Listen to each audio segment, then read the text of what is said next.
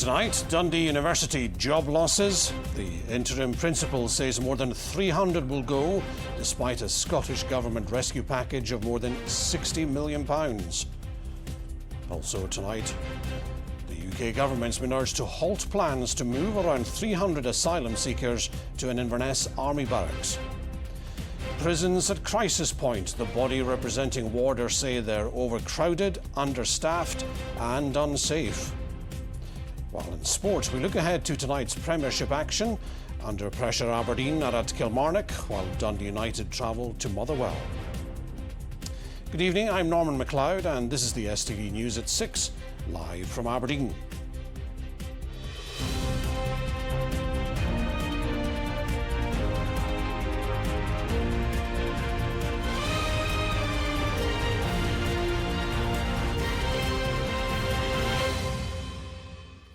The interim principal of Dundee University says assumptions have been made around how many jobs could be saved from a Scottish Government rescue package. £62 million in public money has been earmarked for the cash-strapped institution. But under questioning at Holyrood today, Professor Nigel Seaton said the Scottish Funding Council and Government now accept the number of job losses will exceed 300. Callum Clark reports. For the last year, Dundee University has been mired in financial turmoil. A complete breakdown in governance, a mass exodus of senior leaders, and hundreds of jobs still on the line. About 70% of staff that completed a survey are seeking support for poor mental health. The conclusion from every school was between sceptical to hostile. People don't really know still what's happening.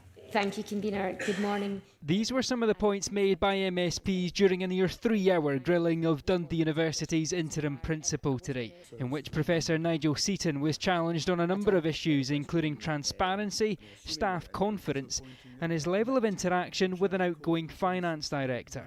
Surely you, as day one Vice-Chancellor and Principal, would have expected to hear from her and see a report from her. I came in at very short notice to a university in the deepest crisis to affect any British university, at least since the Second World War, which we're now dealing with. It's a very deep crisis, and I actually trusted to my chair and to the court members and to the secretariat supporting the court to deal with court business. 290 staff at Dundee University have taken voluntary redundancy. In a bid to unlock £62 million in Scottish Government funding, the institution submitted a recovery plan which has been rejected. It proposed a total of 690 job losses, of which around a quarter would be compulsory. But that figure, which hasn't publicly been confirmed by the principal, has created confusion. Because the government originally thought they were getting a limitation of the job losses to 300, but it's now above that. And your predecessor, Shane O'Neill, indicated that that was the agreement, but that seemed to change. So can you clear up that confusion? We never said that we expected there to be further redundancies. We never said that there would not be. And we left open the idea, without saying that we didn't think it was feasible, that the situation might turn around and that by generating more income, we might remove the need for any other job losses. Dundee University currently has a running cost of between £25 and £30 million a month. And with still no indication as to if and when its recovery plan will be approved, and when key positions like chair of the University Court will be filled, its financial crisis has no end in sight. Callum Clark, STV News. The Home Office is defending plans to house asylum seekers at a military base in Inverness as the UK Government moves to end the use of migrant hotels. Cameron Barracks is being considered as a site to hold around 300 single men before the end of the year. During urgent questions at Westminster and Holyrood, there were calls to stop the move, something the Home Office Minister didn't respond to. Oliver Wright is in the newsroom. So what was said, Oliver?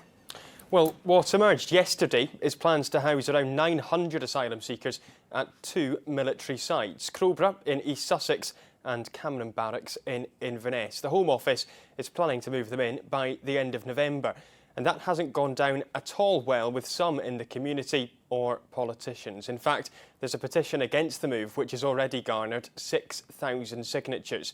Now at Westminster, Inverness Lib Dem MP Angus MacDonald asked an urgent question earlier about why neither he, the Scottish Government nor Highland Council had been consulted or even informed about the decision.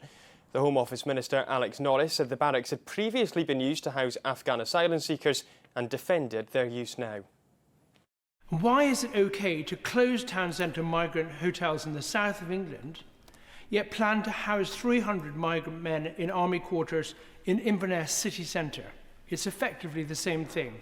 Too many people come to this country being sold a dream that they will be housed in a hotel and they'll be able to work illegally in our economy. Today we have announced that we've had our best ever year for illegal work raids with 1,000 people deported as a result. But we have to break the model that says you'll get to live in a hotel and work illegally, and this is a really important part of that.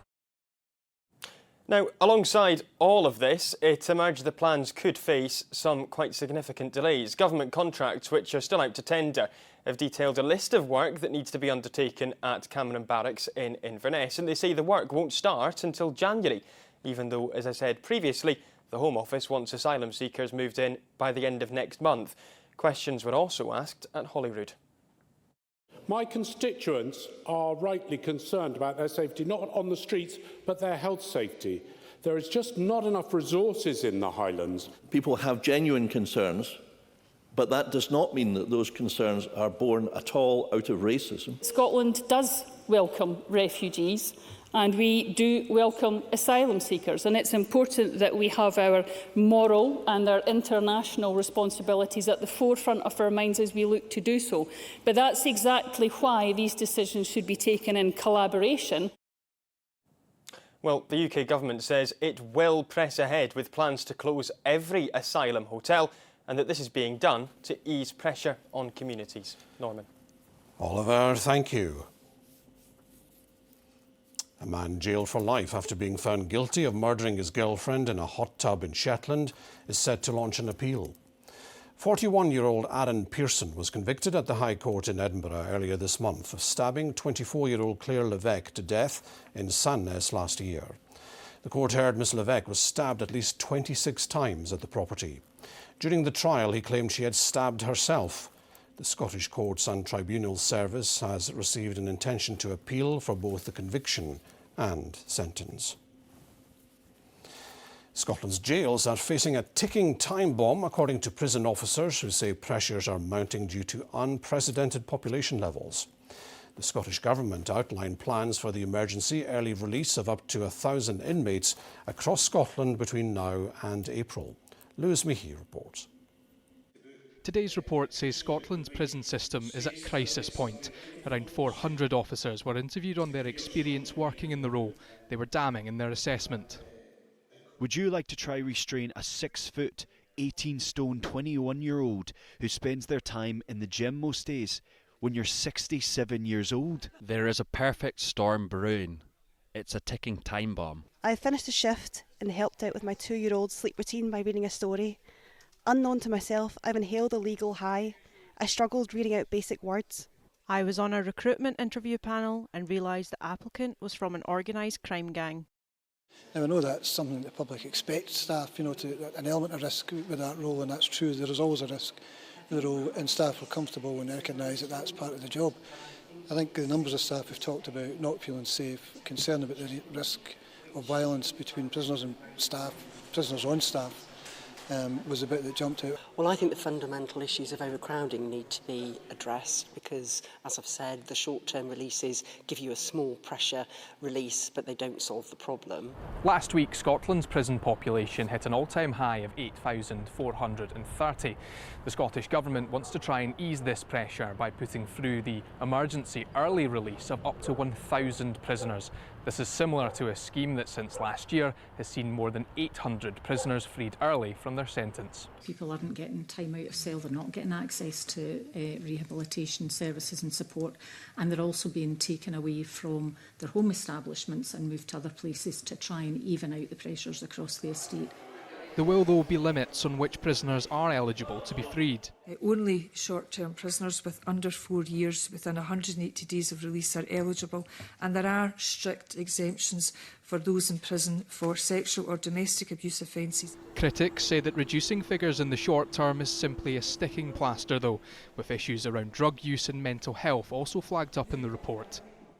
I think it's clear that Victim Support Scotland are right when they say this is no solution. And we will be in this situation next April, following a further 1,000 prisoners having been released. The POA say the emergency release scheme is welcome, but echo that it's not a long-term solution. Lewis Mickey, STV News. The UK Energy Minister says he has every confidence in Petrofac after it filed for administration. The offshore energy services firm appointed administrators for its holding company earlier this week, but says North Sea operations will continue as normal. The organisation, which has its UK headquarters in Aberdeen and employs 2,000 people in Scotland, made the decision after it lost a major contract.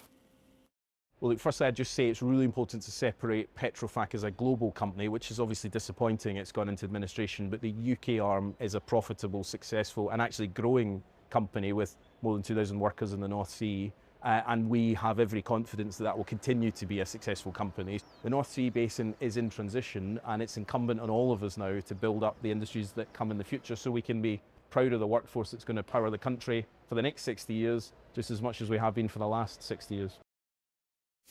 Votes in next year's Scottish Parliament election will be counted the next day and not overnight. The Electoral Management Board for Scotland said the move will reduce costs and improve public engagement on results. The election is set to take place on May the 7th, with counting the next day. As Halloween and Guy Fawkes Night approach, police in Dundee have revealed plans to protect communities after disturbances in recent years. Riot police were called in after a gang of around 50 people lit fires and threw fireworks in the Kirkton area in 2022 and 2023. While last year passed off smoothly, increased police patrols are planned over both nights to ensure there's no repeat of the previous trouble. This year we've delivered inputs to P7 pupils in all Dundee schools around fire safety, and S1 pupils have also had inputs from the fire service around bonfire night safety and fire safety, and that close work with the schools and, as I say, a wider community proved it last year. And I think this year it will be a similar vein, that we'll have a good 2 nights with hopefully no disorder. We want them to enjoy it with their families, enjoy it with their children, but just do it safely. Now it's full-time celebrations in Forfar as Strathmore Community Rugby Trust lands £100,000 from the National Lottery Fund. The cash secures its rugby academy for the next 3 years, helping young people stay active and build confidence. With the age limit now extended, it's game on for even more players, as Saul Sivride reports. The eye is on rugby for these young players at Inchmacobble Park in Forfar. They're relishing a big win, as grant funding from the National Lottery is helping them gain confidence, learn life and work skills while staying active. It's all part of the Rugby Academy project. Put young people through coaching qualifications, refereeing qualifications, first aid qualifications, but then importantly we give them the opportunity to volunteer, and some go on to become paid coaches for some of our other projects, and that's really why it's so important, because it gives us a sustainable supply of coaches and young volunteers and stuff for everything else that we do. From those who are just starting out on the pitch to fully fledged rugby players, it's inspiring a whole new generation in different ways. I think that rugby is a really good sport, and it's where you can make new friends and all that. I've been playing it basically all my life. My brother played it, my dad played it when he was younger, and rugby's always been a big part of my life. So I like that I can be involved in my school with rugby as well, and not just outside of school. It's taught me a lot of discipline, and hard work pays off. And last year I applied that to my school and I came out with quite good results. Before I was quite quiet and preserved, and now I'm more out there, and what I've enjoyed the most is probably talking to people that you don't really talk to that much. Maya White has played rugby since she was 7. Having come through the academy, she now works for the trust and says the sport isn't just for men. I've gained a lot of confidence. Like when I first started, I would never been able to stand and speak to you like I am today. The coaching and stuff like that, it all helped my confidence and made me the person I am today. If it wasn't for some of the support and some of the different opportunities that I was given, I probably wouldn't have gone down some of the paths I would have, and definitely wouldn't have been here today working where I am. The team at the rugby club has started our women's and girls teams, and the girls team's really flourishing, which is really nice to see, and we're getting some of them down to the rugby academy, and I think having female role models for them is a really big thing. Since 2017, the Rugby Academy has supported hundreds of young people and is now extending its reach further, allowing those aged up to 24 to get involved. With fresh funding secured, Strathmore's game plan is set to keep shaping young lives for years to come. Saul Sivright, STV News. Well, it's time for all the sport with Stephanie, and there's plenty Premiership action tonight. There is, Norman. There's almost a full card of Premiership action tonight. Aberdeen looking to get back to winning ways. Dundee United hoping to make it 2 wins out of 2. And Celtic, well, it's all changed there, so we'll hear from Rahman at Celtic Park as well. OK.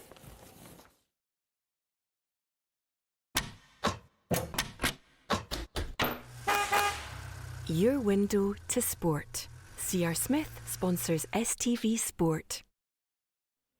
A very good evening to you. Yes, Aberdeen manager Jimmy Tilleen says his side need to start striking the right balance between heart and mind. Tilleen believes consistency is key as the Dons bid to get back on the winning trail at Kilmarnock tonight. It's been 1 step forward and 2 back for Aberdeen so far this season. Sunday's 2-1 league defeat at home to Hibs followed a 6-0 thrashing by AEK Athens on the European stage.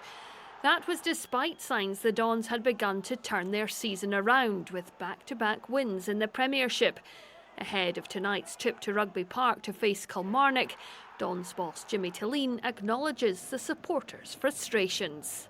It's a super emotional sport, and you have to understand the supporters when we do this kind of inconsistent performances. If you play football, you can have a tactical system, you have tactical discipline, but without passion is nothing. And if it's only passion without the structure and the tactical discipline, is also nothing. We have to find a way to use the passion and the way we want to play, the tactical discipline, but don't get so emotional in some moment that we do really strange things on the pitch. And that's the thing, we need to find this way to be more stable as a team.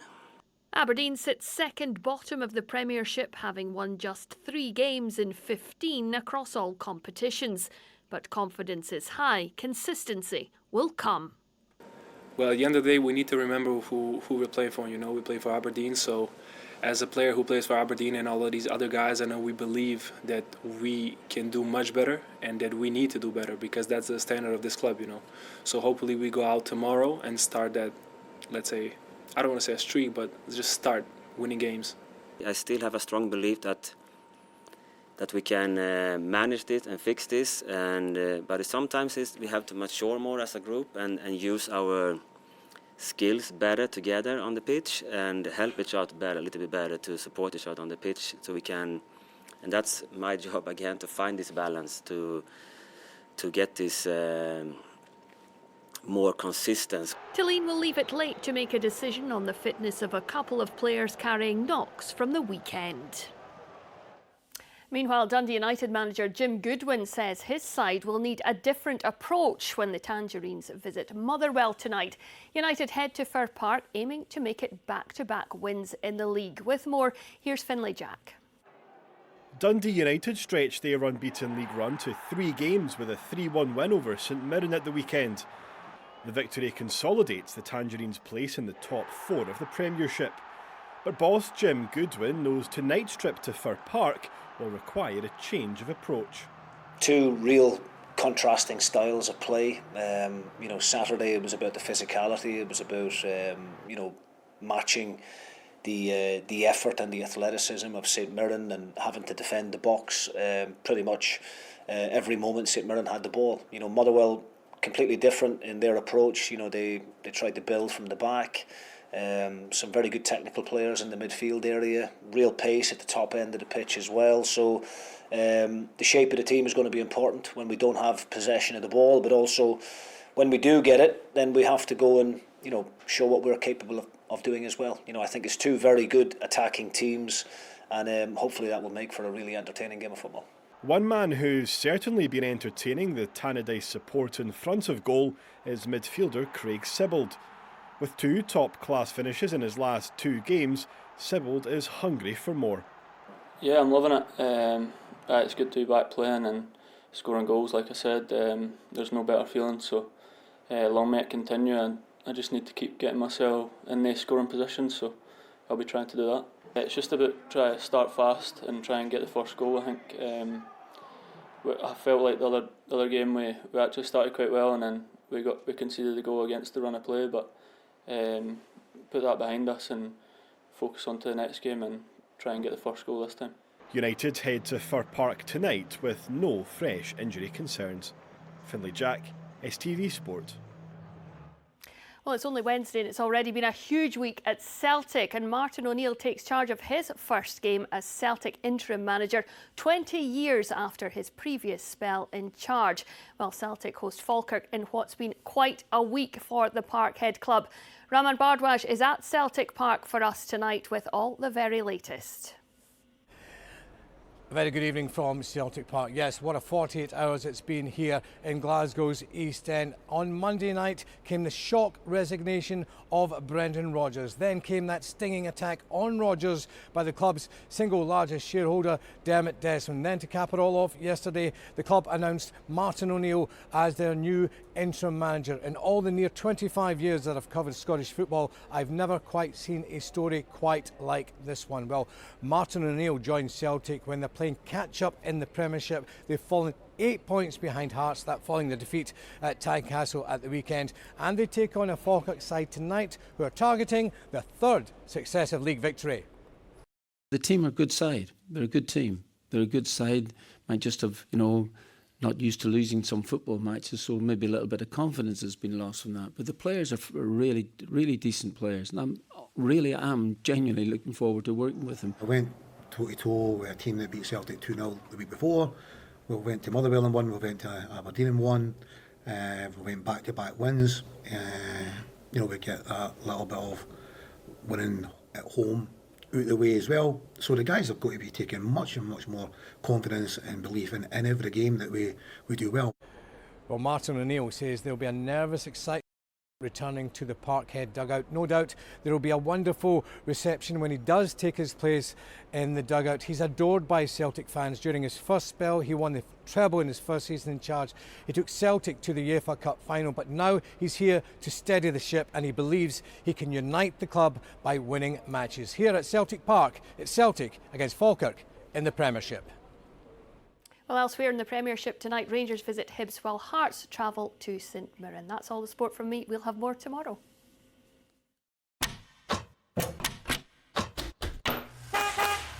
Your window to sport. C.R. Smith sponsors STV Sport. Well, let's move on to the weather now. And Sean, it's been a very chilly day and clear tonight, but is it clear enough for the Northern Lights?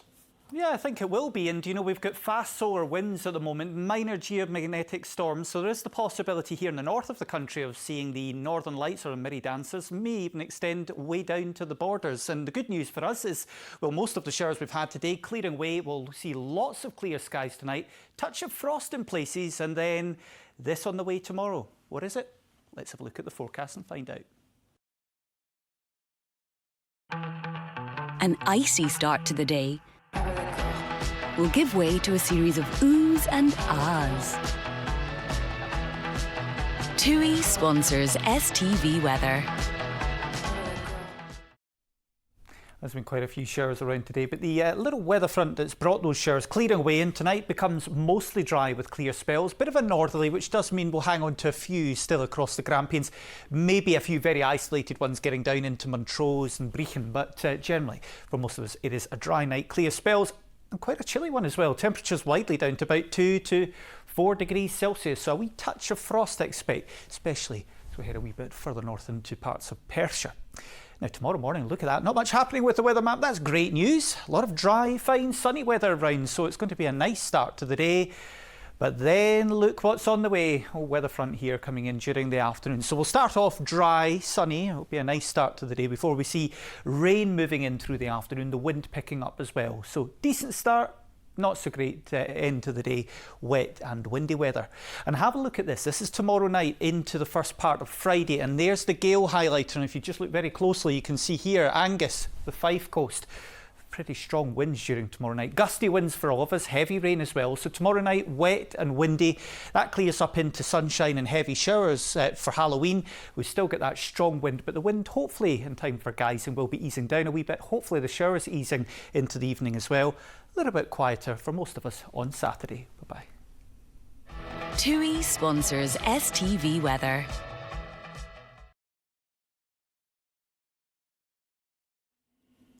And that's where we have to leave it for the moment. I'll be here again at the later time of 5 to 11. Join me then if you can. Have a good evening.